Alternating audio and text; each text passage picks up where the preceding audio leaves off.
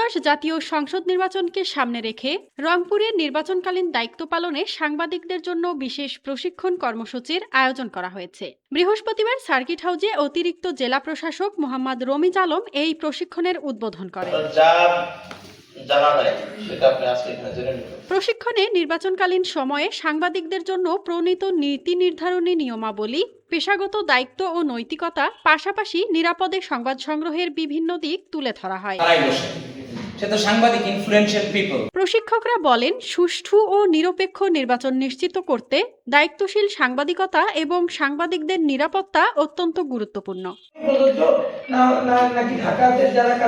Press institute Bangladesh পিআইবির উদ্যোগে আয়োজিত এই প্রশিক্ষণে রংপুর জেলার বিভিন্ন প্রিন্ট ও ইলেকট্রনিক মিডিয়ার সাংবাদিকরা অংশ নেন।